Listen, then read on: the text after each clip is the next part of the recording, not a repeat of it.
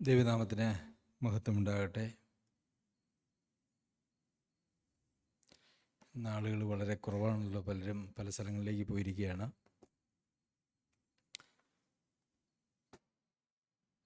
സുഖമില്ലാത്തവരുണ്ട്.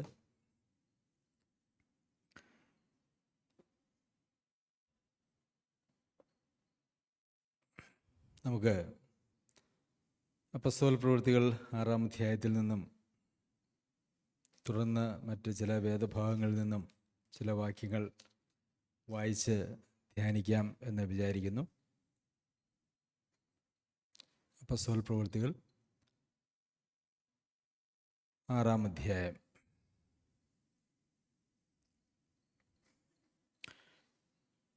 കഴിഞ്ഞ ആഴ്ച നമ്മൾ വായിച്ച ഒരു വാക്യമാണ്, അതിൻ്റെ 3-ാമത്തെ വാക്യം.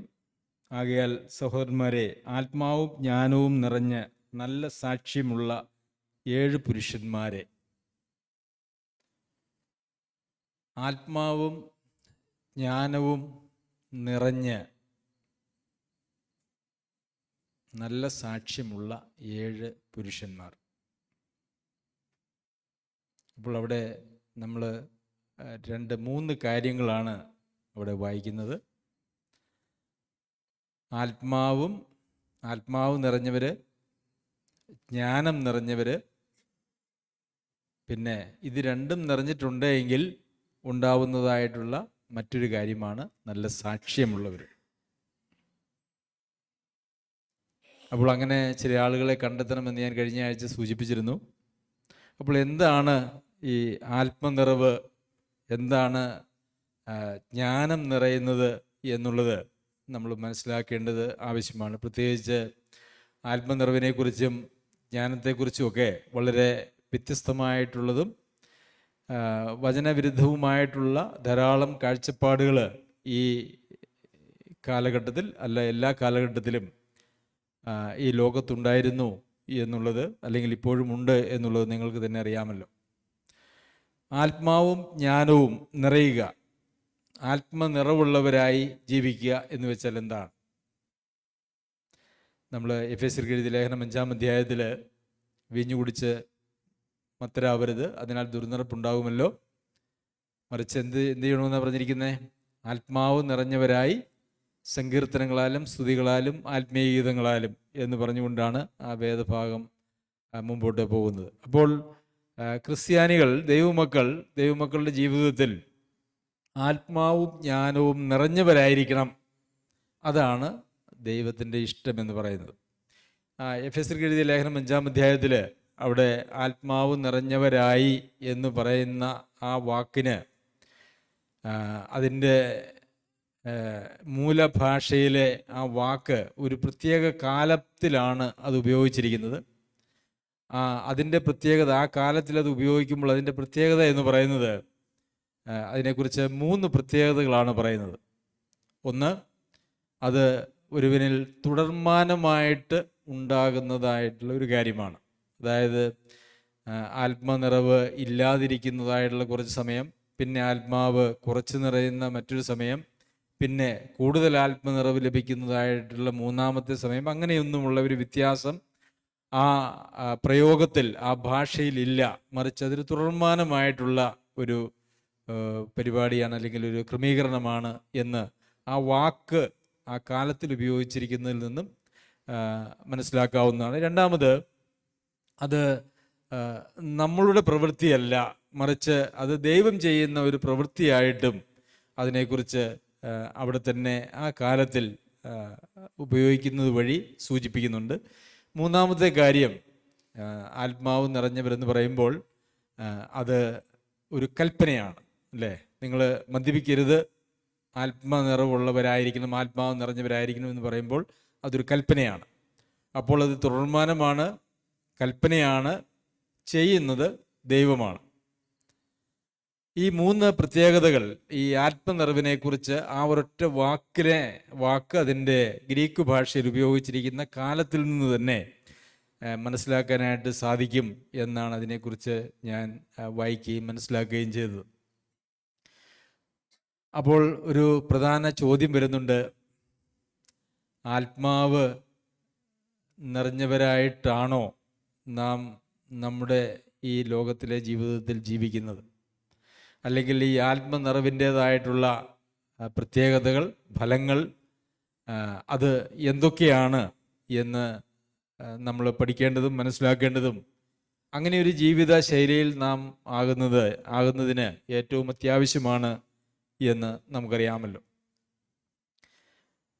ഈ ആത്മനിറവ് എന്ന് പറയുന്നത് ദൈവം നമുക്ക് നൽകുന്നതാണ്, തൻ്റെ ആത്മാവിനെ നൽകിക്കൊണ്ട് നമ്മളിൽ പ്രവർത്തിക്കുന്നതാണ് എന്ന് പറയുമ്പോൾ തന്നെ അതിനകത്ത് ഉൾപ്പെട്ടിരിക്കുന്നതായിട്ടുള്ള മറ്റൊരു കാര്യം എന്ന് പറയുന്നത്,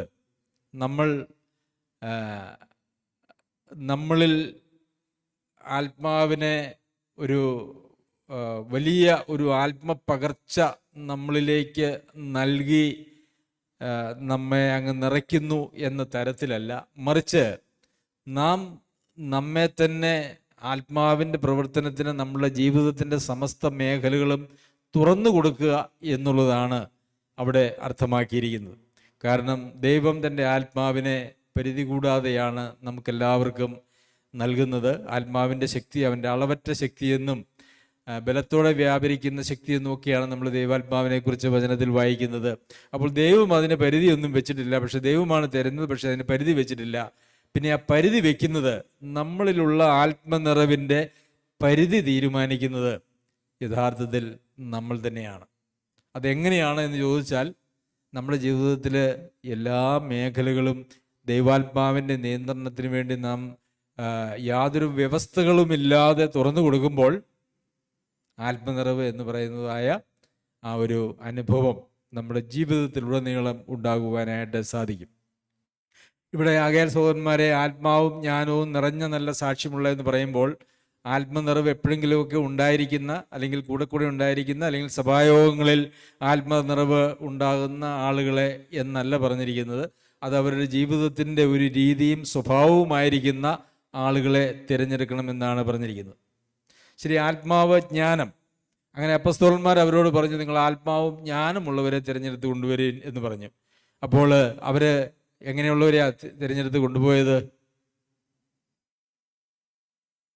ആത്മാവും ജ്ഞാനവും നിറഞ്ഞവരെയാണോ കൊണ്ടുവരുന്നത്? എന്താ അവിടെ വായിക്കുന്നേ?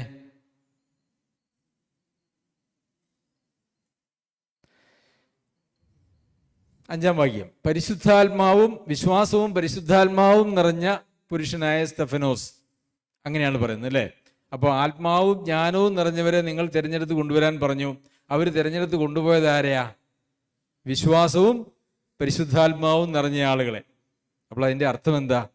ഈ ജ്ഞാനം എന്ന് പറയുന്നത് നമ്മളുടെ വിശ്വാസവുമായിട്ട് ബന്ധപ്പെട്ടതാണ്. യഹോവ ഭക്തി എന്തിൻ്റെ ആരംഭമാകുന്നു? ജ്ഞാനത്തിൻ്റെ ആരംഭമാകുന്നു. നമുക്ക് എല്ലാവർക്കും കാണാപ്പാടും അറിയാം. അപ്പോൾ ദൈവത്തിലുള്ള ഭക്തിയെ, വിശ്വാസം എന്ന് പറയുന്നത് ഒരു മനുഷ്യൻ്റെ ജ്ഞാനത്തിൻ്റെ ആരംഭമാണ്. അപ്പോൾ ആ വിശ്വാസത്തിൽ സമൃദ്ധിയുള്ളവരായിട്ട് നാം ഇരിക്കുമ്പോൾ നമ്മൾ യഥാർത്ഥത്തിൽ ദൈവസന്നിധിയിൽ ദൈവിക കാര്യങ്ങളെ സംബന്ധിക്കുന്ന, ദൈവേഷം സംബന്ധിക്കുന്ന വിഷയത്തിൽ നമ്മൾ ജ്ഞാനമുള്ളവരാണ്. ഇത് ലോകത്തിലേതെങ്കിലും ഡിഗ്രി ഉള്ളതിനെക്കുറിച്ചോ, അല്ലെങ്കിൽ ഡിഗ്രിയുടെ മേൽ ഡിഗ്രി ഉള്ളതിനെക്കുറിച്ചോ, അല്ലെങ്കിൽ ഏതെങ്കിലും ദൈവശാസ്ത്ര വിഷയത്തിലുള്ള അവഗാഹത്തെക്കുറിച്ചോ ഒന്നുമല്ല ഇവിടെ ഈ ജ്ഞാനം എന്ന് പറയുന്നത് കൊണ്ട് ഇവിടെ ദൈവാത്മാവ് അർത്ഥമാക്കിയിരിക്കുന്നത്. ദൈവത്തിലുള്ള ഭക്തിയും വിശ്വാസത്താലും നമ്മളിൽ ദൈവാത്മാവ് തരുന്നതായിട്ടുള്ള നമ്മുടെ ജീവിതത്തെ സംബന്ധിക്കുന്ന, ദൈവത്തെ സംബന്ധിക്കുന്നതായിട്ടുള്ള കാഴ്ചപ്പാടുകളെ, അതിനെക്കുറിച്ചുള്ള അറിവാണ് ഇവിടെ ഉപയോഗിച്ചിരിക്കുന്നത് എന്ന് നമുക്ക് മനസ്സിലാക്കുവാനായിട്ട് സാധിക്കും. അപ്പോൾ സ്തെഫനോസ് അതിൽ ഒന്നാമത്തെ പുരുഷനാണ് അല്ലേ. അഞ്ചാമത്തെ വാക്യത്തിൽ 7 പേരെ കൊണ്ടുവന്നപ്പോൾ അതിൽ ആദ്യം പറഞ്ഞിരിക്കുന്ന പേര് സ്റ്റെഫനോസിനെ കുറിച്ചാണ്. അപ്പോൾ ഈ സ്റ്റെഫനോസിനെ കുറിച്ച് 8-ാമത്തെ വാക്യത്തിൽ വീണ്ടും ചില കാര്യങ്ങൾ നമുക്ക് കാണാനായിട്ട് കഴിയും. അനന്തരം സ്റ്റെഫനോസ് കൃപയും ശക്തിയും നിറഞ്ഞവനായി ജനത്തിൽ വലിയ അത്ഭുതങ്ങളും അടയാളങ്ങളും ചെയ്തു. അപ്പോൾ ആത്മാവും ജ്ഞാനവും നിറഞ്ഞതായിട്ടുള്ള പുരുഷന്മാരെ കൊണ്ടുവരുവാനായിട്ട് പറഞ്ഞു. വിശ്വാസവും പരിശുദ്ധാത്മാവും നിറഞ്ഞവനായിട്ടുള്ള പുരുഷന്മാരെ കൊണ്ടുവന്നു. അങ്ങനെ തിരഞ്ഞെടുക്കപ്പെട്ടതായിട്ടുള്ള പുരുഷന്മാരിൽ ഒന്നാമനായിരിക്കുന്ന സ്റ്റെഫനോസിന്റെ ജീവിതത്തിൽ നമ്മൾ കാണുന്നത്, അവൻ കൃപയും ശക്തിയും നിറഞ്ഞവനായി ജനത്തിൽ വലിയ അത്ഭുതങ്ങളും അടയാളങ്ങളും ചെയ്തു. അപ്പോൾ ഈ ആത്മനിറവിൻ്റെതായിട്ടുള്ള ഫലം എന്ന് പറയുന്നത്, വിശ്വാസത്തിൻ്റെതായിട്ടുള്ള നിറവിൻ്റെ ഫലം എന്ന് പറയുന്നത്, അവർക്ക് ധാരാളമായിട്ടുള്ള കൃപയും പരിശുദ്ധാത്മാവിൻ്റെ അധിവാസം മൂലം അവർക്ക് ദൈവേഷ്ടം ആയിരിക്കുന്ന കാര്യങ്ങൾ, ദൈവം നിയോഗിച്ചിരിക്കുന്നതായിട്ടുള്ള, ദൈവം ഏർപ്പെടുത്തിയിരിക്കുന്നതായിട്ടുള്ള ഉത്തരവാദിത്തങ്ങൾ ചെയ്യുന്നതിനായിട്ടുള്ള ശക്തിയും അവർക്ക് ലഭിച്ചു. അപ്പോൾ ഈ ആത്മ നിറവിൻ്റെയും വിശ്വാസത്തിൻ്റെ നിറവിൻ്റെയും ഒരു പരിണിത ഫലം എന്ന് പറയുന്നത് അവർക്ക് ധാരാളം കൃപ ലഭിച്ചു. അതുപോലെ തന്നെ അവർക്ക് ധാരാളം ശക്തിയും ഉണ്ടായിരുന്നു. ശക്തി എന്ന് പറയുന്നത് നമുക്ക് ശക്തി എന്താണ്? ദൈവേഷ്ടം നമ്മുടെ ജീവിതത്തിൽ എന്തൊക്കെയാണോ, ഏതൊക്കെ മേഖലകളിലാണോ ആവശ്യമുള്ളത് അതൊക്കെ ചെയ്യുന്നതിന് വേണ്ടുന്നതായിട്ടുള്ള ശക്തിയാണ്. ഇവിടെ ശക്തി നിറഞ്ഞവനായി ജനത്തിൽ അത്ഭുതങ്ങളും അടയാളങ്ങളും ചെയ്തു എന്ന് നാം വായിക്കുന്നു.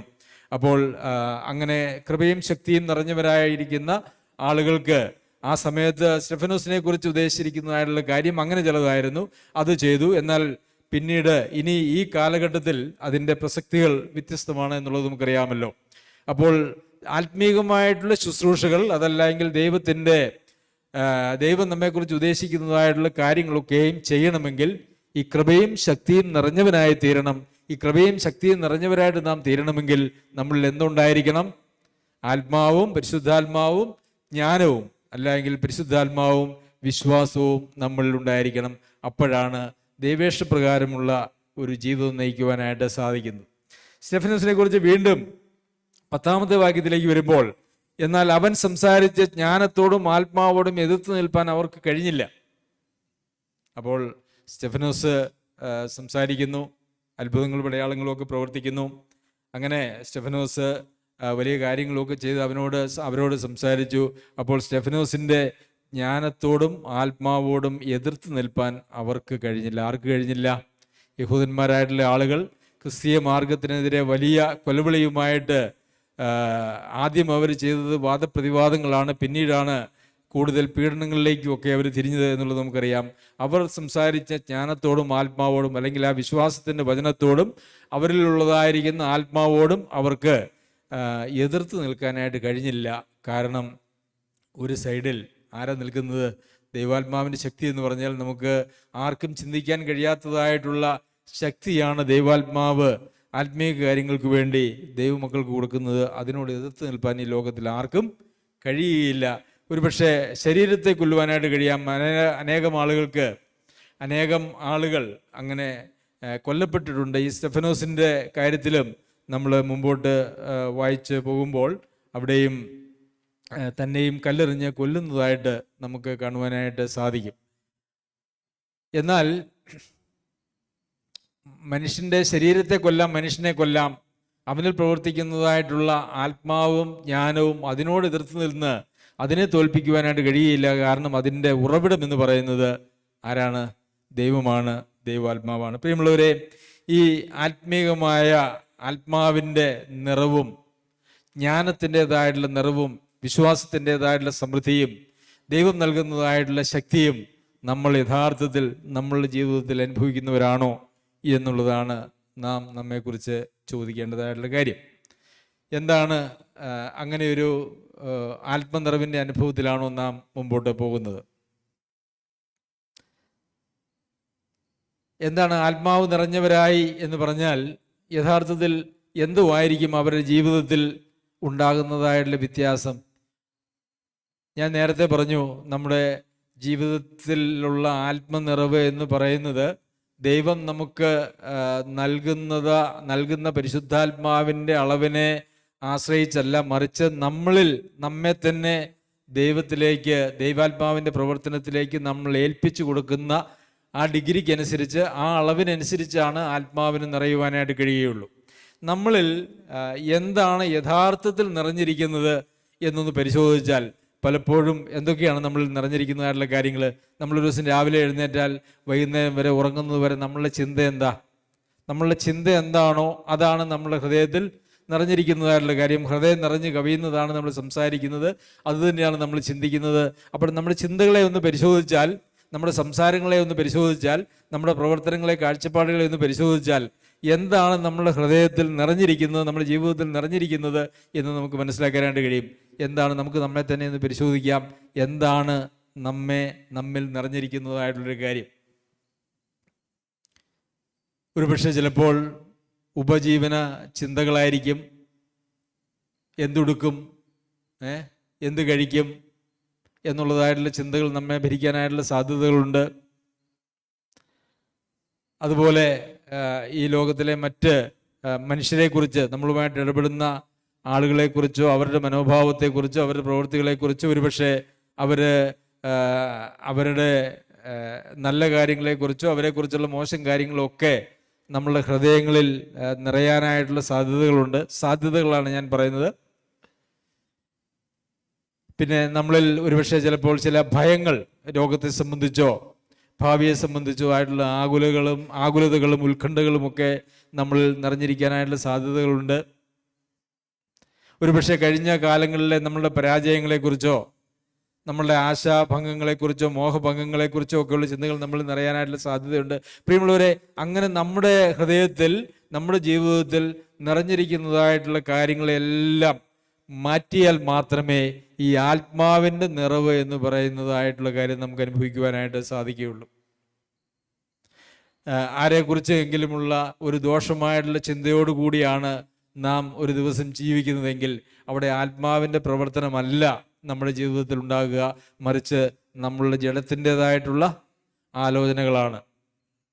നമ്മൾ ഏതെങ്കിലും ഭാവിയെക്കുറിച്ചുള്ള ഉത്കണ്ഠയാണ് നമ്മളെ ഭരിക്കുന്നതെങ്കിൽ നമ്മെ നിറയ്ക്കുന്നത് ഉത്കണ്ഠകളാണ്, ദൈവാത്മാവല്ല.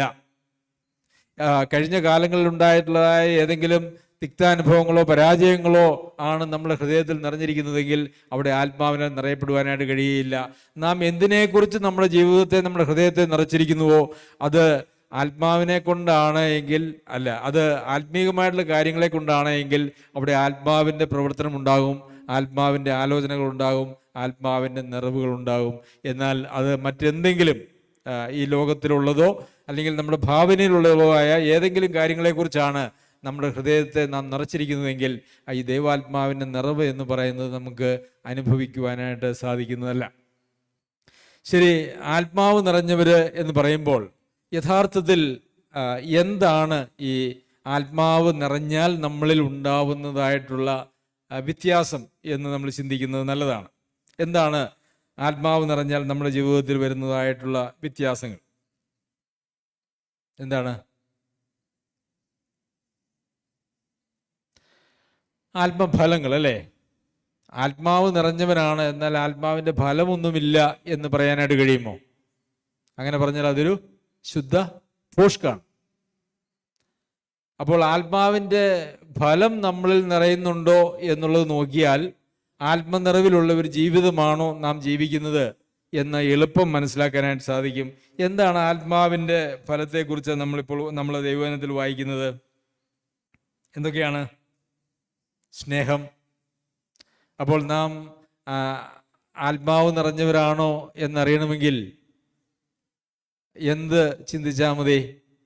എനിക്ക് എൻ്റെ ഉള്ളിൽ ദൈവത്തോടും ദൈവജനത്തോടും ഒക്കെയുള്ള സ്നേഹത്താലാണോ നാം നിയന്ത്രിക്കപ്പെടുന്നത്? അല്ലേ? എല്ലാവരെയും സ്നേഹിക്കാൻ, അവരുടെ കുറവുകൾക്ക് അതീതമായി നമുക്ക് ദൈവജനത്തെ സ്നേഹിക്കാനായിട്ട് നമുക്ക് കഴിയുന്നുണ്ടോ?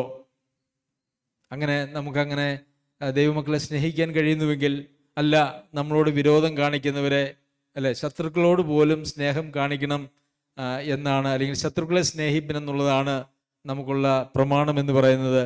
ശത്രുക്കളെ സ്നേഹിക്കാൻ പ്രമാണം വെച്ചതായിട്ടുള്ള കർത്താവിൻ്റെ മുമ്പാകെ പലപ്പോഴും നമ്മുടെ കൂടപ്പിറപ്പുകളെ പോലും, നമ്മുടെ സഹവിശ്വാസികളെ പോലും, നമ്മളുടെ വീട്ടിലൊരു കൂരയ്ക്ക് കീഴെ താമസിക്കുന്നവരെ പോലും സ്നേഹിക്കാൻ കഴിയാത്തതായിട്ടുള്ള അവസ്ഥയാണ് പലപ്പോഴും ഉണ്ടാകുന്നത്. അപ്പോൾ പിന്നെ ആ ആത്മനിറവിൻ്റെ അനുഭവം നമുക്ക് അവിടെ ഉണ്ടോ എന്ന് പരിശോധിക്കേണ്ടത് ആവശ്യമാണ്. ആത്മാവ് നിറഞ്ഞ ഒരു വ്യക്തിയെ സംബന്ധിച്ചിടത്തോളം സ്നേഹിക്കാനാണ് അവരെ ആത്മാവ് പ്രകോപിപ്പിക്കുക, വെറുക്കാനല്ല, പരാതി പറയാനല്ല, അല്ലെങ്കിൽ അങ്ങനെയുള്ള കാര്യങ്ങൾക്കല്ല എന്ന് നമുക്ക് കാണുവാനായിട്ട് സാധിക്കും. ഒന്നാമത്തെ കാര്യം സ്നേഹമെന്ന് പറഞ്ഞു. പിന്നെ സന്തോഷം. നമ്മളെപ്പോഴും വളരെ നിരാശരായിട്ട് ജീവിക്കുന്ന ഒരു ജീവിതമാണോ? ആത്മാവ് നിറഞ്ഞവരായിട്ടാണ് നാം ജീവിക്കുന്നതെങ്കിൽ നമ്മളിൽ ഒരിക്കലും നിരാശപ്പെടേണ്ടതായിട്ടുള്ള യാതൊരു ആവശ്യവുമില്ല. നാം നിരാശപ്പെടുന്ന ഒരു ജീവിതം എന്തിനെക്കുറിച്ചെങ്കിലും, അല്ലെ, കഴിഞ്ഞതോ ഇപ്പോഴുള്ളതോ പഴയതോ ആയിട്ടുള്ള ഏതെങ്കിലും കാര്യത്തെക്കുറിച്ചുള്ള ഭയമോ നിരാശയോ ആണ് നമ്മുടെ ജീവിതത്തിൽ നമ്മെ നിയന്ത്രിക്കുന്നതെങ്കിൽ അത് ആത്മനിറവിൻ്റെ ഒരു ലക്ഷണമല്ല. അത് ആത്മീയമായിട്ടുള്ള ആത്മാവിൻ്റെ പ്രവർത്തനത്തിൻ്റെ അഭാവമാണ് യഥാർത്ഥത്തിൽ അവിടെ നമുക്ക് കാണുവാനായിട്ട് സാധിക്കുന്നത്. പിന്നെ എന്താണ്? സ്നേഹം, സന്തോഷം, സമാധാനം. നമ്മുടെ ജീവിതത്തിൽ നാം സമാധാനം അനുഭവിക്കുന്നവരാണോ? സമാധാനം അനുഭവിക്കുക എന്ന് പറയുമ്പോൾ നമുക്കെല്ലാ കാര്യങ്ങളിലും അനുകൂലമായിട്ട് നിൽക്കുമ്പോൾ നമുക്ക് താൽക്കാലികമായിട്ടുണ്ടാകുന്നതായിട്ടുള്ളൊരു സമാധാനത്തെക്കുറിച്ചല്ല, മറിച്ച് കർത്താവായ യേശുക്രിസ്തുവിലുള്ള വിശ്വാസത്തിലും നിത്യതയെ സംബന്ധിക്കുന്നതായിട്ടുള്ള പ്രത്യാശയിൽ നിന്നും ഉളവാകുന്നതായിട്ടുള്ള കഷ്ടതയുടെ നടുവിലൂടെ കടന്നു പോകുമ്പോഴുള്ളതായ ഒരു സമാധാനമുണ്ടല്ലോ. അപ്പസ്തോലന്മാരെ കാലിൽ ചങ്ങലയിട്ട് അടിയൊക്കെ കൊടുത്ത് വേദനിച്ച് രക്തമൊഴുകുന്ന ശരീരത്തോടു കൂടി ജയിലിൽ പൂട്ടിയിട്ടിരിക്കുമ്പോൾ അവർ കൈകൊട്ടി, അവർ പാട്ടുപാടി ദൈവത്തെ സ്തുതിച്ചു എന്ന് പറയുമ്പോൾ അപ്പോൾ അനുഭവിച്ചതായിട്ടുള്ള എല്ലാ പ്രതിസന്ധികളുടെയും ദുഃഖത്തിൻ്റെയും നിരാശയുടെയും നടുവിൽ അനുഭവിക്കുന്നതായിട്ടുള്ള ഒരു സമാധാനമുണ്ട്. അതാണ് ക്രിസ്തീയ സമാധാനം. കർത്താവ് പറഞ്ഞത് എന്താ? ഞാൻ എൻ്റെ സമാധാനം നിങ്ങൾക്ക് തന്നേച്ചു പോകുന്നു, ലോകം തരുന്നത് പോലെ അല്ല. ലോകം തരുന്നൊരു സമാധാനമുണ്ട്, അത് വെറും താൽക്കാലികമാണ്. അതിന് നമുക്കൊരു രോഗമുണ്ടായി ഒരു സൗഖ്യമുണ്ടാകുമ്പോൾ നമുക്കൊരു സമാധാനം ഉണ്ടാകും അല്ലേ? ആ സമാധാനം എത്ര നേരം നിൽക്കും? അടുത്ത രോഗം വരുന്നത് വരെ നിൽക്കും അല്ലേ? അത്രയേ ഉള്ളൂ ആ സമാധാനത്തിൻ്റെ കാലാവധി. വിശക്കുമ്പോൾ നമുക്ക് ഒരു അസമാധാനം വരും, ഒരു വിഷമം വരും. ഭക്ഷണം നമ്മൾ കഴിക്കുന്നു, ഭക്ഷണം കഴിച്ചു കഴിഞ്ഞ് നമ്മുടെ വിശപ്പ് മാറി ഒരു സമാധാനമായി എന്ന് നമ്മൾ പറയും. ആ സമാധാനം എത്ര ദിവസം നീണ്ടു നിൽക്കും? എത്ര മണിക്കൂർ നീണ്ടു നിൽക്കും? അടുത്ത വിശപ്പ് വരുന്നതുവരെ ആ സമാധാനം നീണ്ടു നിൽക്കുകയുള്ളൂ. എന്നാൽ കർത്താവ് ലോകം തരുന്നത് പോലെ അല്ലാത്ത ഒരു സമാധാനം അത് കർത്താവ് നമുക്ക് തന്നിട്ടുണ്ട്. ആ സമാധാനം നമ്മുടെ ദൈനംദിന ജീവിതത്തിൽ നാം അനുഭവിക്കുവാനായിട്ട് നമുക്ക് കഴിയുന്നുവെങ്കിൽ നാം പരിശുദ്ധാത്മാവിനാൽ നിറഞ്ഞ ആളുകളാണ്. അല്ല ഈ ലോകത്തിലുള്ള ആളുകൾ അനുഭവിക്കുന്നത് പോലെ എന്തെങ്കിലും സംതൃപ്തി വരുമ്പോൾ ലഭിക്കുന്നതും എന്തെങ്കിലും അസംതൃപ്തി വരുമ്പോൾ, വിഷമം വരുമ്പോൾ നഷ്ടപ്പെടുന്നതുമായിട്ടുള്ള ഒരു സമാധാനമാണ് നമ്മളിലുള്ളതെങ്കിൽ അത് ദൈവാത്മാവിൻ്റെ പ്രവർത്തനമല്ല, അത് ലോകം കൊടുക്കുന്നതായിട്ടുള്ള ഒരു സമാധാനമാണ്, ദൈവം നൽകുന്നതായിട്ടുള്ളൊരു സമാധാനം അല്ല. എനിക്ക് അങ്ങനെ സമാധാനം അനുഭവിക്കുന്ന പല ആളുകളെയും എനിക്ക് ഈ അടുത്ത കാലങ്ങളിൽ പരിചയപ്പെടാനും അവരെ ഓർത്ത് ദൈവത്തെ സ്തുതിക്കുവാനുമൊക്കെ എനിക്ക് ഇടയായിട്ടുണ്ട്. ഒരുപക്ഷെ നിങ്ങൾക്കും ഒരുപക്ഷെ അങ്ങനത്തെ കാര്യങ്ങൾ അറിയാം എന്ന് ഞാൻ വിചാരിക്കുന്നു. അങ്ങനെയുള്ള ആളുകൾ, അതായത് ദൈവിക സമാധാനം അനുഭവിക്കുന്നതായിട്ടുള്ള ആളുകളാണ് നാം എങ്കിൽ നമ്മളങ്ങനെ ഈ ഏറ്റക്കുറച്ചിലുകളിലൂടെ ഒരുപക്ഷെ വളരെ പ്രയാസകരമായിട്ടുള്ള സംഭവങ്ങളൊക്കെ ഉണ്ടാകുമ്പോൾ വളരെ താൽക്കാലികമായിട്ടുള്ള പെട്ടെന്നുള്ളൊരു ഷോക്കിൽ നിന്നൊക്കെ നമുക്ക് എന്തെങ്കിലുമൊക്കെ ഒരു പ്രശ്നം ഉണ്ടാകാം. പക്ഷേ അങ്ങനെ ഒരു അസമാധാനത്തിൽ ജീവിക്കുന്ന, നിരാശയിൽ ജീവിക്കുന്ന ഒരവസ്ഥ ഒരിക്കലും ദൈവമക്കൾക്ക് ഉണ്ടാകേണ്ട ആവശ്യമില്ല, അങ്ങനെയില്ല. പൗലോസ് അപ്പോസ്തലൻ ജയിലിൽ കിടന്നുകൊണ്ട് പോലും എത്ര സന്തോഷത്തോടും സമാധാനത്തോടും പ്രത്യാശയോടും കൂടിയാണ് ഫിലിപ്പിയർക്കൊക്കെ ലേഖനം എഴുതിയിരിക്കുന്നത്. ആ ലേഖനം എഴുതിയപ്പോൾ നിങ്ങൾ ശ്രദ്ധിച്ചോ, എന്നെ എങ്ങനെയെങ്കിലും ഈ ജയിലിൽ നിന്ന് പുറത്തു കൊണ്ടുവരാനായിട്ട് നിങ്ങൾ എന്തെങ്കിലുമൊക്കെ ചെയ്യണം, നിങ്ങൾ പ്രാർത്ഥിക്കണം, നിങ്ങൾ ഉപവസിക്കണം. അങ്ങനെ എങ്ങനെയെങ്കിലും ഈ ജയിലിൽ നിന്ന് ഒന്ന് പുറത്തു കൊണ്ടുവന്ന് എനിക്ക് സുവിശേഷ പ്രവർത്തനം ചെയ്യണം അല്ലേ? പൗലോസിൻ്റെ വിളി അതാണ്, ഒരു അപ്പസ്തോലിക വിളിയാണുള്ളത്. അപ്പോൾ അങ്ങനെ വേണ്ടിയിട്ട് നിങ്ങൾ പ്രാർത്ഥിക്കണമെന്നൊന്നും പൗലോസ് അപ്പോസ്തലൻ അവിടെ കേണ് ചോദിക്കുന്നില്ല. മറിച്ച് പൗലോസ് അപ്പോസ്തലൻ ജയിലിൽ കിടക്കുമ്പോൾ ജയിലിൽ എത്ര തടവുകാരോട് സുവിശേഷം പറഞ്ഞ് ജയിലിൽ ദൈവം ആക്കിയപ്പോൾ അവിടെ ഒരു ശുശ്രൂഷയുണ്ട്, അത് നിവർത്തിക്കുവാനായിരുന്നു പൗലോസ് അപ്പോസ്തലന്റെ താല്പര്യം എന്നുള്ളത് നമുക്കറിയാമല്ലോ.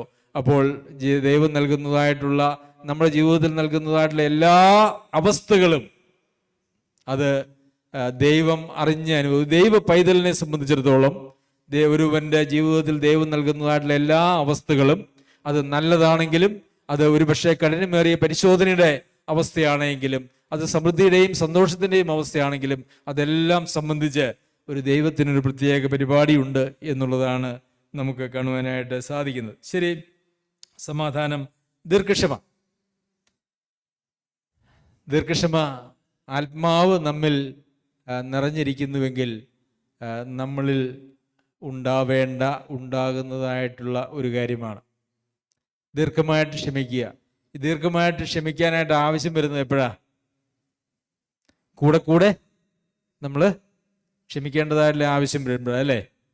കൂടെ ക്ഷമിക്കേണ്ടതായ ആവശ്യം വരുമ്പോൾ മാത്രമാണ് ദീർഘക്ഷമയുടെ പ്രസക്തി ഉദിക്കുന്നത്. ക്ഷമിക്കുന്നവരായിരിക്കണം എന്നുള്ളതല്ല, ദീർഘമായി ക്ഷമിക്കുന്നവരായിരിക്കണം. നമുക്കറിയാം, പലപ്പോഴും നാമുമായിട്ട് അടുത്ത് ഇടപഴകുന്ന പല ആളുകളെ സംബന്ധിച്ചും നമുക്ക് ഒത്തിരി ദീർഘക്ഷമ ആവശ്യമുണ്ട്.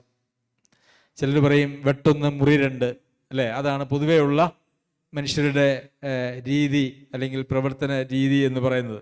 എന്നാൽ പലപ്പോഴും ഈ ലോകത്തിലുള്ള പല ആളുകളും വിശ്വാസികളെക്കാൾ ഏറെ ദീർഘക്ഷമയുള്ളവരായിട്ട് ഞാൻ ശ്രദ്ധിച്ചിട്ടുണ്ട്. അത് ആത്മാവിൻ്റെ പ്രവർത്തനമാണോ, അവരുടെ സ്വാഭാവികമായ ജീവിത അല്ലെങ്കിൽ അവരുടെ സ്വഭാവത്തിൻ്റെതായിട്ടുള്ള പ്രത്യേകതകളാണോ? സ്വഭാവത്തിൻ്റെതായിട്ടുള്ള പ്രത്യേകതകളാകാം.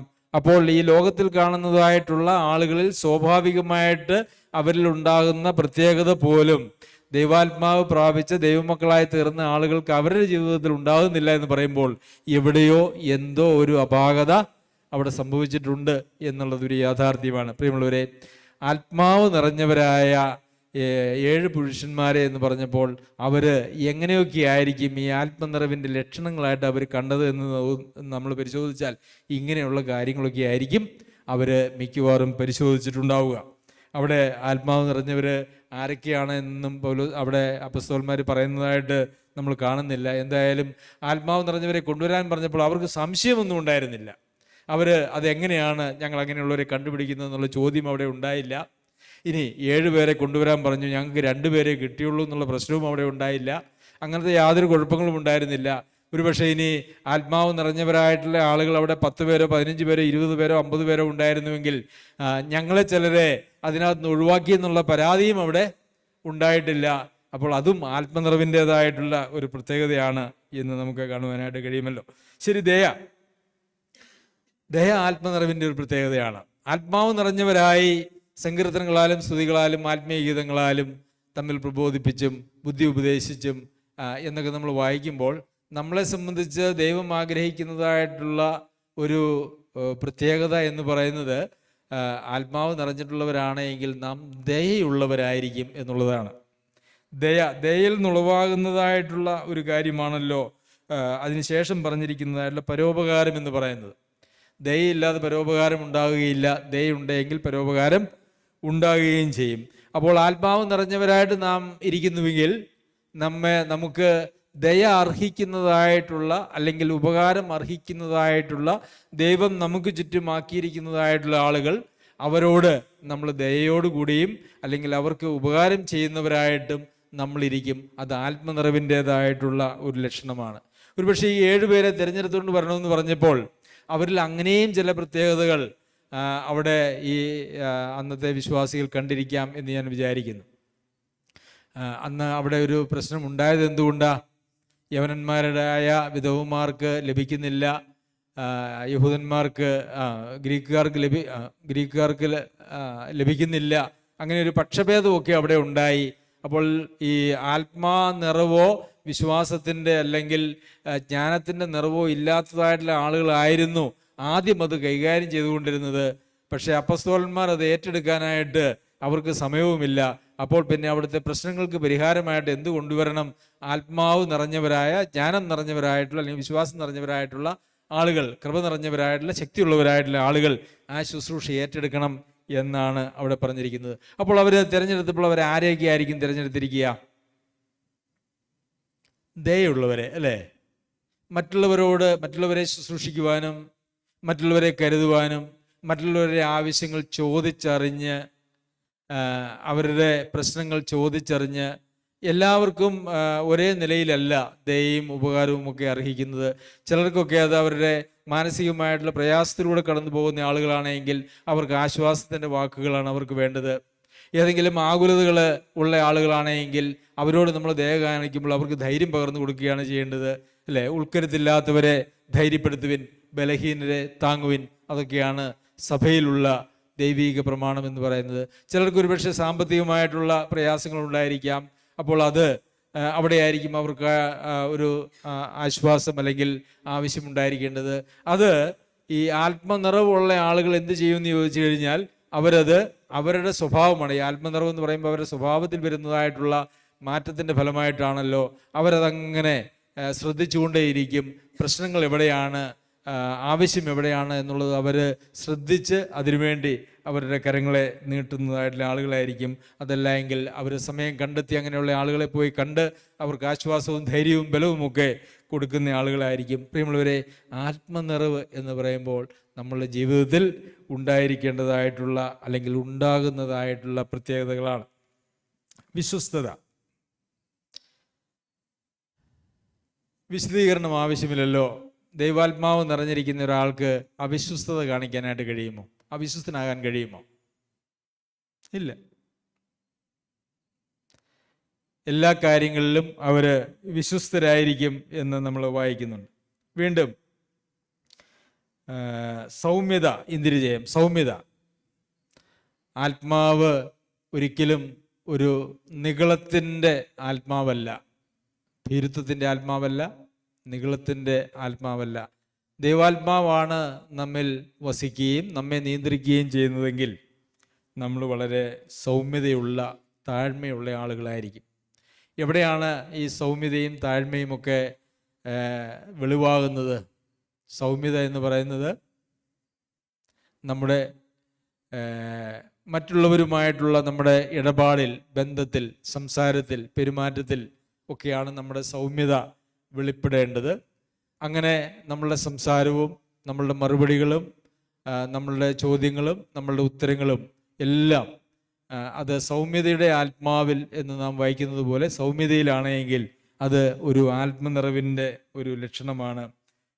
അതുപോലെ തന്നെ താഴ്മ എന്ന് പറയുന്നത് നമ്മുടെ ഹൃദയത്തിൻ്റെ ഒരു മനോഭാവമാണ്.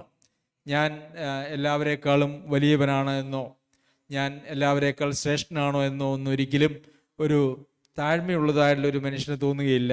താഴ്മയുള്ളവരുടെ മനുഷ്യൻ എന്തുവാണ്? ഞാൻ ഒന്നിനും കൊള്ളരുതാത്തവൻ, അല്ലേ? ഞാൻ കൊള്ളരുതാത്തവൻ എന്ന് പറഞ്ഞാൽ ദോഷം കൊണ്ടല്ല, ദൈവം എന്നെക്കുറിച്ച് ആഗ്രഹിക്കുന്നതായിട്ടുള്ള നന്മകളോ അല്ലെങ്കിൽ എനിക്ക് എന്നെക്കുറിച്ച് ആഗ്രഹിക്കുന്നതായിട്ടുള്ള ദൈവിക പ്രവൃത്തിയൊന്നും ചെയ്യുവാൻ മാത്രം എന്നിൽ തന്നെ ഒരു ശക്തിയുമില്ല. എന്നിൽ എന്തെങ്കിലും പ്രവർത്തിക്കുന്നുവെങ്കിൽ, എന്നിൽ എന്തെങ്കിലും ഉണ്ട് എങ്കിൽ അതൊന്നും എൻ്റേതല്ല, അതെല്ലാം ദൈവത്തിൻ്റെതാണ്, ദൈവം നൽകിയതാണ് എന്ന് ചിന്തിക്കുന്ന അങ്ങനെ ചിന്തിക്കാൻ കഴിയുന്നതായിട്ടുള്ളൊരു മനോഭാവമാണ് താഴ്മയുള്ള മനോഭാവം എന്ന് പറയുന്നത്. അങ്ങനെ താഴ്മയുള്ള ആളുകൾക്കാണ് ദൈവം കൃപ കൊടുക്കുന്നത്. സ്തെഫനോസിന് കൃപയും ശക്തിയും ലഭിച്ചു എന്ന് നമ്മൾ വായിച്ചു. കൃപയും ശക്തിയും തനിക്ക് ലഭിക്കുവാനായിട്ടുള്ള കാരണം എന്ന് പറയുന്നത് ആത്മാവിൻ്റെ ഫലമായിരിക്കുന്ന ഈ സൗമ്യതയും ഈ താഴ്മയും ഒക്കെ അവരുടെ ജീവിതത്തിൽ, തൻ്റെ ജീവിതത്തിൽ ഉണ്ടായിരുന്നു എന്നുള്ളത് കൊണ്ടാണ്. പ്രിയമുള്ളവരെ, എന്താണ് നമ്മുടെ ജീവിതത്തിൽ നാം ഇതുകൊണ്ടൊക്കെയും പഠിക്കേണ്ടത്? ഈ ആത്മാവിൻ്റെ നിറവും പ്രവർത്തനങ്ങളും ഒക്കെ നമ്മളുടെ ജീവിതത്തിൽ ധാരാളമായിട്ട് ഉണ്ടോ? നാം ആത്മാവിനാൽ നിയന്ത്രിക്കപ്പെടുന്നതായിട്ടുള്ള ആളുകളാണോ? നാം ദൈവമക്കളെ സംബന്ധിച്ച് ഞാൻ ഇതിനു മുമ്പ് പലവട്ടം സൂചിപ്പിച്ചിട്ടുള്ളതായ ഒരു കാര്യമാണ്, ഒരു ദൈവപൈതലാകുമ്പോൾ അദ്ദേഹത്തിൻ്റെ ജീവിതത്തിൽ വരുന്നതായിട്ടുള്ള വ്യത്യാസം എന്ന് പറയുന്നത് അന്നു മുതൽ ദൈവാത്മാവിനെ അനുസരിച്ച് അവൻ ജീവിക്കുവാനായിട്ട് തുടങ്ങുന്നു എന്നുള്ള ഒരൊറ്റ കാര്യമാണ്. അതുവരെ അവരെ നിയന്ത്രിച്ചിരുന്നതായ ആന്തരികവും ബാഹ്യവുമായിട്ടുള്ള ധാരാളം സ്രോതസ്സുകൾ അല്ലെങ്കിൽ ശക്തികൾ അല്ലെങ്കിൽ ആളുകൾ, സാഹചര്യങ്ങളൊക്കെ ഉണ്ടായിരുന്നു. എന്നാൽ ദൈവാത്മാവ് ഒരുവനിലേക്ക് വന്നാൽ അവരെ നിയന്ത്രിക്കുന്നത് ദൈവാത്മാവാണ്. ആ ദൈവാത്മാവിൻ്റെ നിയന്ത്രണത്തിലേക്ക് നമ്മെ ഏൽപ്പിച്ചു കൊടുക്കുന്നു, വിട്ടുകൊടുക്കുന്നു എന്നുള്ളതാണ്, അങ്ങനെ വിട്ടുകൊടുക്കാൻ സാധിക്കുന്നു എന്നുള്ളതാണ് യഥാർത്ഥത്തിൽ ഈ ക്രിസ്തീയ ജീവിതത്തിൻ്റെ ആത്മനിറവിൻ്റെ പ്രത്യേകത എന്ന് പറയുന്നത്. നമ്മളുടെ ജീവിതത്തെക്കുറിച്ച് നമുക്കൊന്ന് ചിന്തിച്ചാൽ അങ്ങനെയാണോ നമ്മുടെ ജീവിതം മുമ്പോട്ട് പോകുന്നത്? അതോ ആത്മനിറവ് എന്ന് പറയുമ്പോൾ പൊതുവെ ആത്മനിറവിനെ കുറിച്ച് ആത്മാവിലാകുക എന്നൊക്കെ പറഞ്ഞാൽ പൊതുവെ എന്താ ചിന്തിക്കുന്ന ആളുകൾ? പെന്തക്കോസ്ത് സമൂഹങ്ങളുടെ ഇടയിൽ അവർ ചിന്തിക്കുന്നത് കുറച്ച് പാട്ടൊക്കെ സ്പീഡിൽ പാടി, കുറച്ച് എന്തെങ്കിലും മ്യൂസിക്കൽ ഇൻസ്ട്രുമെൻസ് ഒക്കെ വളരെ ഉയർന്ന ടെമ്പോയിൽ അങ്ങോട്ട് കഴിഞ്ഞ് അത് ഉപയോഗിച്ച് കഴിയുമ്പോൾ നമ്മളിൽ ഉണ്ടാകുന്നതായിട്ടുള്ള ഒരു എക്സൈറ്റ്മെൻ്റ്, ഒരു ഉന്മാദം, അതാണ് അതിൽ നിന്ന് ഉത്ഭവിക്കുന്നതായിട്ടുള്ള ചില വാക്കുകളോ ഒക്കെയാണ് ആത്മനിറവിൻ്റെതായിട്ടുള്ള ലക്ഷണങ്ങളായിട്ട് ഇന്ന് ലോകത്ത് കാണുന്നത്. എന്നാൽ അതല്ല എന്നുള്ളത് വളരെ വ്യക്തമായിട്ടുള്ളൊരു കാര്യമാണ്. അങ്ങനെയൊരു കാര്യമല്ല ആത്മനിറവ് എന്ന് പറയുന്നത്. ആത്മനിറവ് എന്ന് പറയുന്നത് തുടർമാനമായിട്ട് നമ്മുടെ ജീവിതത്തിൽ ഉണ്ടാകേണ്ടതാണ്. ആ ഉന്മാദാവസ്ഥയിൽ തുടർമാനമായിട്ട് ഒരാൾക്ക് നിലനിൽക്കുവാനായിട്ട് കഴിയില്ലല്ലോ. അത് ആ മ്യൂസിക് നിൽക്കുമ്പോൾ അതും തനിയെ ആ ഉന്മാദാവസ്ഥയും നിൽക്കും. അതുകൊണ്ട് അതൊന്നും ആത്മാവിൻ്റെ ലക്ഷണമല്ല. അങ്ങനെയുള്ള ആളുകൾ ഇതൊക്കെ കഴിഞ്ഞിട്ട് പുറത്തേക്ക് ഇറങ്ങിയാൽ ഈ ആത്മാവിൻ്റെ ഫലമൊന്നും കാണിക്കുന്നവരായിട്ട് അല്ല ഇരിക്കുന്നത് എന്നുള്ളത് കൂടെ നാം കാണുമ്പോൾ ആത്മനിറവിൻ്റെ ഒരു ഫലമല്ല അതെന്നുള്ളത് വളരെ വ്യക്തമാണ്. ശരി, ആത്മാവും ജ്ഞാനവും നിറഞ്ഞവരായിട്ടല്ലേ നാം ജീവിക്കേണ്ടത്? നമ്മുടെ ചിന്തകളെ, നമ്മുടെ മനോഭാവങ്ങളെ, നമ്മുടെ ഹൃദയത്തെ നാം നിറച്ചിരിക്കുന്നത് എന്തിനാലാണ്? ആത്മാവ് നിറഞ്ഞവരായാൽ അവരുടെ അടുക്കൽ നിന്നും എന്തുണ്ടാകുമെന്നാണ് എഫേസ്യർക്ക് എഴുതിയ ലേഖനത്തിൽ നമ്മൾ വായിച്ചത്. ആത്മാവ് നിറഞ്ഞവരായി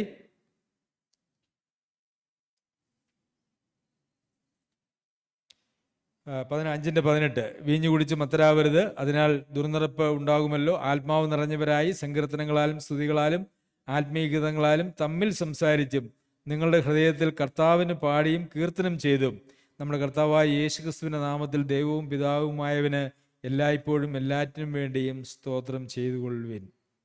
അപ്പോൾ ആത്മനിറവ് ഉണ്ടായാൽ അവരുടെ ജീവിതത്തിൽ ഉണ്ടാകുന്ന കാര്യങ്ങൾ എന്തൊക്കെയാണ്?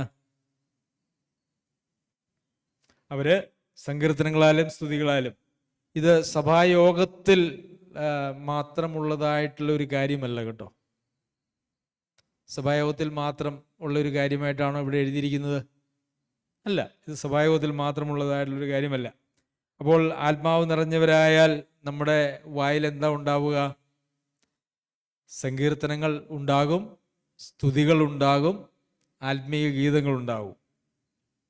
പിന്നെ അങ്ങനെ തമ്മിൽ സംസാരിച്ചും. അപ്പോൾ നമ്മുടെ സംസാര വിഷയമൊക്കെ എന്തായിരിക്കും? രണ്ട് ദൈവമക്കൾ ഒരുമിച്ച് കൂടിയാൽ, അല്ല എങ്കിൽ ഫോൺ ചെയ്യുമ്പോൾ അവരുടെ സംസാരത്തിൻ്റെ വിഷയം എന്തായിരിക്കും? അത് ആത്മീകമായിരിക്കും, അല്ലേ?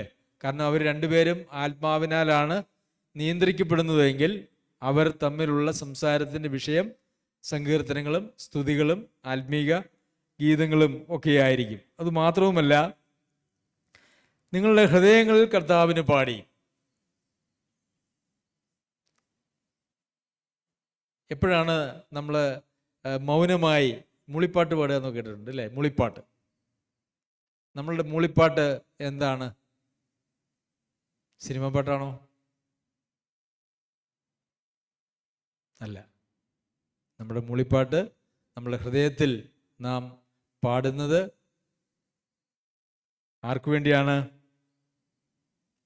കർത്താവിന് പാടിയും കീർത്തനം ചെയ്തും. പിന്നെ ആത്മാവ് നിറഞ്ഞവരായിട്ട് ഉള്ള ആളുകൾ പിന്നെ ചെയ്യുന്നതായിട്ടുള്ള കാര്യം എന്താണ്? എല്ലാറ്റിനും വേണ്ടി എല്ലായ്പ്പോഴും സ്തോത്രം ചെയ്യും. അതാണ് പരിശുദ്ധാത്മാവിൻ്റെ നിറവിൻ്റെ മറ്റൊരു പ്രത്യേകത എന്ന് പറയുന്നത്. അവിടെ നമ്മൾ എന്തെങ്കിലും സന്തോഷമുള്ളപ്പോൾ അല്ലെങ്കിൽ നന്മയായി എന്ന് നാം കരുതുന്ന കാര്യങ്ങളെ കുറിച്ചാണോ നമ്മളുടെ സ്തോത്രം? എല്ലാറ്റിനും വേണ്ടി എല്ലായ്പ്പോഴും, അല്ലേ? നല്ലതിനു വേണ്ടി എന്നാണോ പറഞ്ഞിരിക്കുന്നത്? നാം അനുഗ്രഹമെന്ന് പറയുന്നതായിട്ടുള്ള കാര്യങ്ങൾക്ക് വേണ്ടി എന്നാണോ? ചിലർക്ക് വേണ്ടി എന്നാണോ? എല്ലാവർക്കും വേണ്ടി, എല്ലാറ്റിനും വേണ്ടി, എല്ലായ്പ്പോഴും സ്തോത്രം വരുന്നത് ഏത് ഹൃദയത്തിൽ നിന്നാണെന്നറിയാമോ? ആത്മനിറവ് ഉള്ള ഹൃദയത്തിൽ നിന്നാണ്. അപ്പോൾ ഈ ആത്മനിറവ് എന്ന് പറയുന്നത് നമ്മളുടെ ജീവിതത്തെ സമൂലം മാറ്റിമറിക്കുന്ന, നമ്മുടെ സംസാരത്തെ, നമ്മുടെ പാട്ടിനെ, നമ്മുടെ ചിന്താഗതികളെ, നമ്മളുടെ സംസാരങ്ങളെ എല്ലാം സമ്പൂർണമായിട്ട് മാറ്റിമറിച്ച് ഒരു പുതിയ ജീവിതത്തിനുടമകളാക്കുന്ന ഒരു പ്രവർത്തനമാണ് ആത്മാവിൻ്റെ നിറവ് എന്ന് പറയുന്നത്. നമുക്ക് നമ്മുടെ ഒരു ദിവസത്തെ പ്രവർത്തനങ്ങളെയൊക്കെ, സംസാരത്തെയും ചിന്തയെയും പ്രവർത്തനത്തെയും ഒക്കെ നമുക്ക് ഒന്ന് പരിശോധിച്ചാൽ നമ്മൾ എവിടെ നിൽക്കുന്നു എന്നുള്ളത് നമുക്ക് മനസ്സിലാകും. എല്ലാറ്റിനും വേണ്ടി എല്ലായ്പ്പോഴും ഹൃദയത്തിൽ പാടുന്നതിനും ഹൃദയത്തിൽ കീർത്തനം ചെയ്യുന്നതിനും ഹൃദയത്തിൽ സ്തോത്രം പറയുന്നതിനും നമുക്ക് ഉണർന്നിരിക്കുന്ന സമയത്ത് എന്തെങ്കിലും തടസ്സം നമുക്കുണ്ടോ? ഉണ്ടോ? നമുക്ക് ഏതെങ്കിലും സഹവിശ്വാസിയെ ഓർത്ത് പ്രാർത്ഥിക്കുവാൻ, ആവശ്യത്തിലോ പ്രശ്നത്തിലോ ഉള്ള ഒരാളെ ഓർത്ത് പ്രാർത്ഥിക്കാൻ, ഹൃദയത്തിൽ പ്രാർത്ഥിക്കുവാൻ, ഹൃദയത്തിലൊന്ന് സ്തോത്രം ചെയ്യുവാൻ എന്തെങ്കിലും നമുക്കൊരു പ്രയാസമുണ്ടോ? അതിന് സമയം വേണോ? സാഹചര്യം വേണോ? അത് ഹൃദയത്തിൽ നടക്കുന്നതായുള്ളൊരു കാര്യമാണ്. അപ്പോൾ നമുക്ക് നമ്മുടെ ഹൃദയം യഥാർത്ഥത്തിൽ നാം ഇവിടെ ഇരിക്കുമ്പോൾ, നാം ജോലി ചെയ്യുമ്പോൾ നമുക്ക് നമ്മുടെ ഹൃദയത്തെ എവിടം വരെ മനസ്സിനെ എവിടം വരെ കൊണ്ടുപോകാൻ പറ്റും? നമുക്കത് ലോകത്തെല്ലായിടത്തും കൊണ്ടുപോകാം, അല്ലേ? അത് നമുക്ക് വചനത്തിൽ എല്ലായിടത്തേക്കും നമുക്ക് കൊണ്ടുപോകാനായിട്ട് കഴിയും. നമ്മുടെ സഹവിശ്വാസികളുടെ ഭവനങ്ങളിലേക്ക് നമ്മുടെ ഹൃദയത്തെ കൊണ്ടുപോകാനായിട്ട് കഴിയൂല്ലേ? നമുക്ക് പലരെയും കുറിച്ച് ഓർക്കുമ്പോൾ പല പ്രാർത്ഥനകളും നടത്തുവാനും പലരെയും കുറിച്ച് ഓർത്ത് സ്തോത്രം ചെയ്യുവാനായിട്ടൊക്കെ നമുക്ക് നമ്മുടെ ഹൃദയത്തിൽ സാധിക്കും. അപ്പോൾ നമ്മുടെ ഹൃദയം വിശാലമാണ് എങ്കിൽ, വിശാലമായിട്ടുള്ളൊരു ഹൃദയത്തിൽ ആത്മാവിൻ്റെ നിറവ് എന്ന് പറയുന്നത് എത്രയോ അധികമായിരിക്കും. ഇടുങ്ങിയൊരു ഹൃദയത്തിൽ ആത്മാവിൻ്റെ നിറവ് എത്രയോ ചുരുക്കമായിരിക്കും. അല്ലെങ്കിൽ ആത്മാവിന് പ്രവർത്തിക്കുവാനായിട്ട് അവിടെ വഴികൾ തന്നെ വളരെ കുറവാണ്, അവസ്ഥകൾ, സാഹചര്യങ്ങൾ വളരെ കുറവാണ് എന്നുള്ളത് നമുക്കറിയാം. നമ്മുടെ പൗലോസ് അപ്പോസ്തലൻ തെസ്സലോനിക്കർക്ക് ലേഖനം എഴുതുമ്പോൾ, തെസ്സലോനിക്കർക്കാണെന്ന് തോന്നുന്നു, നിങ്ങളുടെ ഹൃദയം അത്ര ഇടുങ്ങിയിരിക്കുന്നു, ഞങ്ങളുടെ ഹൃദയം വിശാലമായിരിക്കുന്നു, നിങ്ങളും ഹൃദയ വിശാലതയുള്ളവരായിരിക്കും, അല്ലേ? തെസ്സലോനിക്ക ലേഖനത്തിലാണെന്ന് തോന്നുന്നു, ഓർമ്മയില്ല. ഓക്കെ, തെറ്റിയെങ്കിൽ ക്ഷമിക്കണം. അപ്പോൾ നമ്മുടെ ഹൃദയം വിശാലമായാൽ അനേകരെ ഉൾക്കൊള്ളുവാനും അനേക കാര്യങ്ങൾക്ക് വേണ്ടി സ്തോത്രം ചെയ്യുവാനും ഒക്കെ നമുക്ക് സാധിക്കും.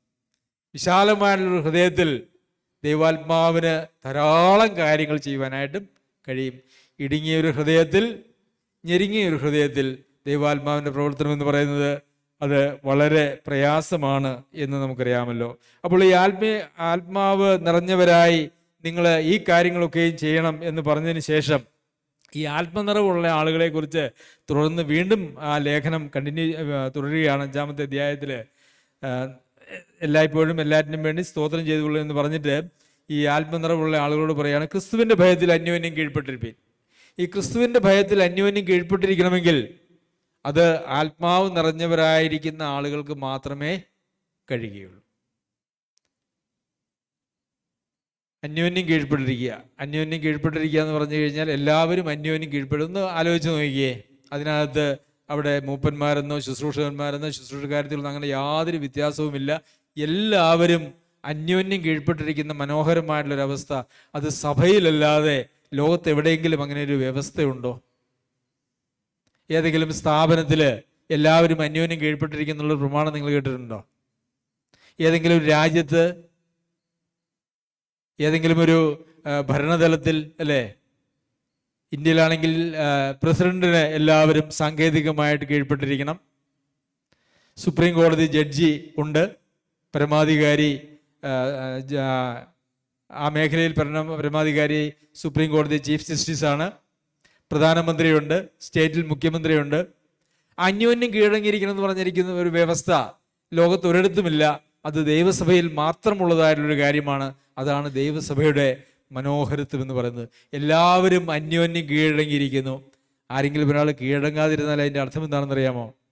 ദൈവാത്മാവിൻ്റെ പ്രവർത്തനത്തിന് അത്രത്തോളം വിധേയപ്പെട്ടിട്ടില്ല എന്നുള്ളതാണ്. അതുപോലെ തന്നെ പ്രായോഗിക ജീവിതത്തെ മുഴുവനും മാറ്റിമറിക്കുന്നതായിട്ടുള്ള കാര്യമാണ് ഈ ആത്മാവിൻ്റെ നിറവ് എന്ന് പറയുന്നത്.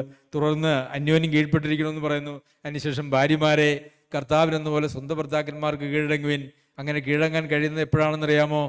ആത്മാ നിറവ് ഉള്ളപ്പോഴാണ്. അതുപോലെ തന്നെ ഭർത്താക്കന്മാർ ഭാര്യമാരെ സ്നേഹിക്കാൻ കഴിയുന്നത് എപ്പോഴാണ്?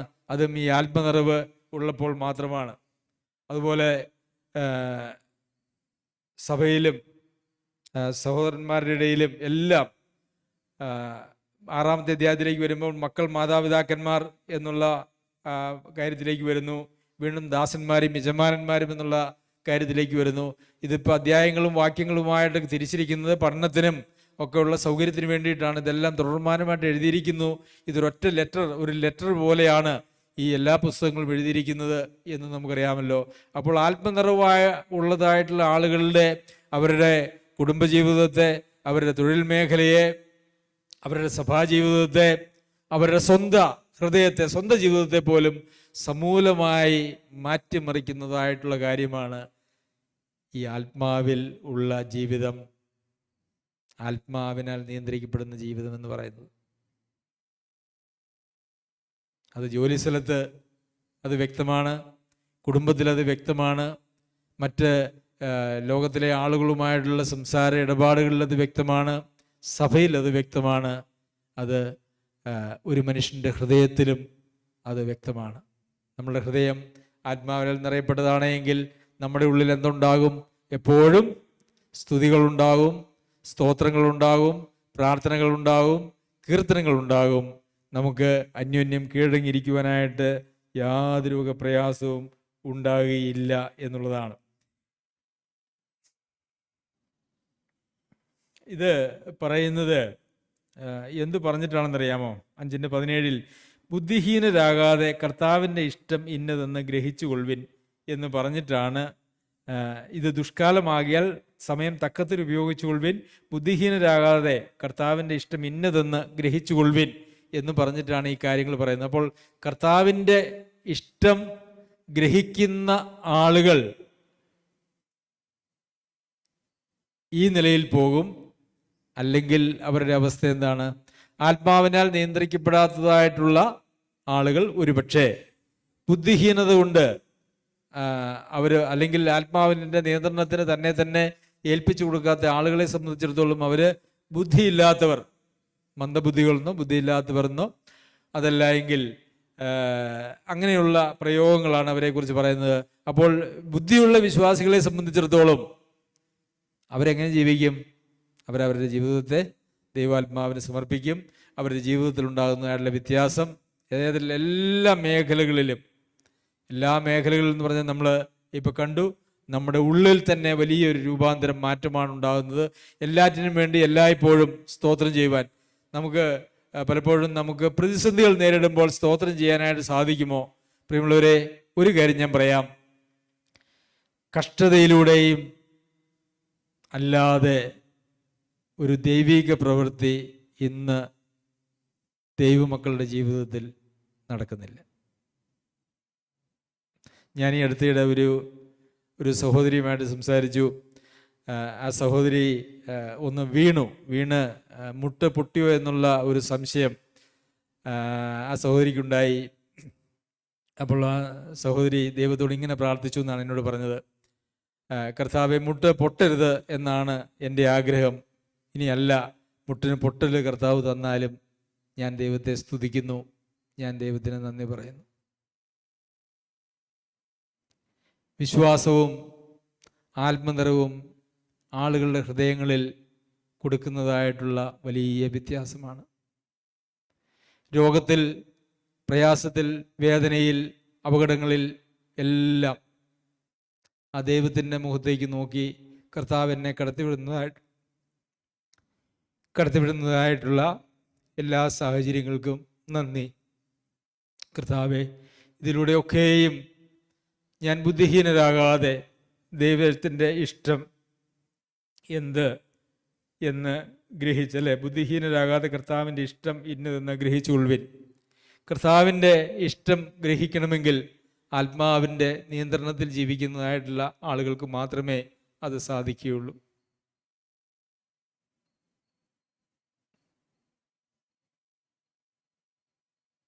നമ്മൾ ആത്മനിയന്ത്രണത്തിലാണോ ജീവിക്കുന്നത്? ഈ ആത്മഫലം നമ്മളുടെ ജീവിതത്തിലുണ്ടോ? അതോ രക്ഷിക്കപ്പെട്ടു എന്നൊക്കെ പറഞ്ഞ് നമ്മൾ കേവലം ഈ ലോകത്തിലെ ഏതൊരു മനുഷ്യരും ജീവിക്കുന്ന ജഡികമായ, മറ്റ് പലതാലും നിയന്ത്രിക്കപ്പെടുന്ന ഒരു ജീവിതമാണോ നമ്മളുടെ ജീവിതം? എങ്കിൽ നാം രക്ഷിക്കപ്പെട്ടോ എന്നുള്ളത് തന്നെ ഒരു വലിയ ചോദ്യമാണ്. നാം വിശ്വാസത്തിൽ തന്നെ ഇരിക്കുന്നുവോ എന്നുള്ളത് നാം ഒന്ന് പരിശോധിക്കേണ്ടതാണ്. നമുക്ക് തോന്നുന്നത് പോലെ ജീവിച്ച്, തോന്നുന്നത് പോലെ സംസാരിച്ച്, തോന്നുന്നത് പോലെ ചിന്തിച്ച് നമുക്ക് ഈ ലോകത്തിൽ ജീവിക്കുവാനായിട്ടൊരു അനുവാദം ദൈവം നൽകുന്നില്ല. ദൈവം നമ്മെ സഹായിക്കട്ടെ. ദൈവത്തിൻ്റെ ഇഷ്ടം നമ്മുടെ ഹൃദയങ്ങളിൽ മനസ്സിലാക്കുന്നതിന് ആത്മാവിൻ്റെ ചിന്ത ഇന്നത് എന്ന് ഹൃദയങ്ങളെ പരിശോധിക്കുന്നവൻ അറിയുന്നു എന്ന് നമ്മൾ വായിക്കുന്നു. തുടർന്ന് ഒരു തിമോത്തിയോസിന് എഴുതിയ ലേഖനത്തിൽ നിന്ന് നമ്മൾ ഈ ഡീക്കന്മാരെ തിരഞ്ഞെടുക്കുന്നത് സംബന്ധിച്ചാണല്ലോ നമ്മൾ അപ്പോസ്തല പ്രവൃത്തികൾ 6-ാമത്തെ അധ്യായത്തിൽ നമ്മൾ വായിച്ചത്. ഈ ആത്മാവും ജ്ഞാനവും നിറഞ്ഞവരായിട്ടുള്ള 7 പുരുഷന്മാരെ കൊണ്ടുവരണമെന്ന് പറഞ്ഞപ്പോൾ അവരുടെ യോഗ്യതകളെക്കുറിച്ച് നമുക്ക് ഈ 3-ാമത്തെ അധ്യായത്തിൽ നമുക്ക് കാണാനായിട്ട് സാധിക്കും. അതിൻ്റെ 8 മുതലുള്ള വാക്യങ്ങളിൽ അവണ്ണം ശുശ്രൂഷകന്മാർ ഘനശാലികളായിരിക്കണം, ഇരുവാക്കുകാരും മദ്യപന്മാരും ദുർലാഭമോഹികളും അരുത്. ഇത് ശുശ്രൂഷകന്മാരെ കുറിച്ച് എന്ന് വെച്ചാൽ ഡീക്കന്മാരെ കുറിച്ച്, സഭയുടെ ഭൗതിക കാര്യങ്ങൾ കൈകാര്യം ചെയ്യുന്ന ആളുകളെ കുറിച്ച് പറഞ്ഞിരിക്കുന്നതായിട്ടുള്ള കാര്യങ്ങളാണ്. അവർ ഘനശാലികളായിരിക്കണം. ഘനശാലികൾ എന്ന് പറഞ്ഞാൽ എന്താ അർത്ഥം? ഘനശാലികൾ എന്ന് പറഞ്ഞാൽ എന്താ?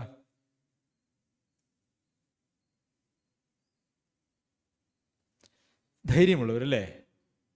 ധൈര്യത്തിൻ്റെ ലക്ഷണം എന്താ? എന്താ ധൈര്യത്തിൻ്റെ ലക്ഷണം?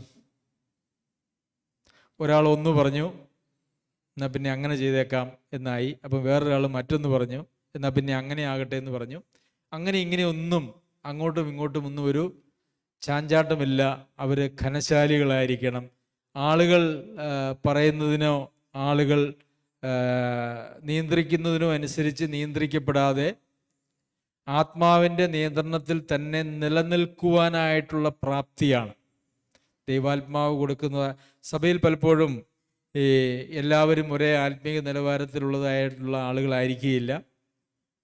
അപ്പോൾ ദൈവവചനപ്രകാരമായിട്ടുള്ള ഒരു തീരുമാനമെടുത്താൽ ആ തീരുമാനത്തിൽ നിലനിൽക്കാനായിട്ടുള്ള ധൈര്യം, അതാണ് ഘനശാലികൾ എന്ന് പറയുന്നത് കൊണ്ട് അർത്ഥമാക്കുന്നത്. ഇരുവാക്കുകാരാവരുത്. ഒന്നിപ്പോൾ പറഞ്ഞു പിന്നെ മറ്റൊന്ന് പറഞ്ഞു, അങ്ങനെ 2 വാക്ക്, അങ്ങനെയുള്ള വാക്കു മാറുന്നവരാകാനായിട്ട് പാടില്ല. മദ്യപന്മാരാകാനായിട്ട് പാടില്ല. ദുർലാഭമോഹികളാകാനായിട്ട് പാടില്ല. തെറ്റായിട്ടുള്ള ലാഭം അങ്ങനെയൊന്നും പ്രതീക്ഷിക്കുന്ന ആളുകളാവരുത്.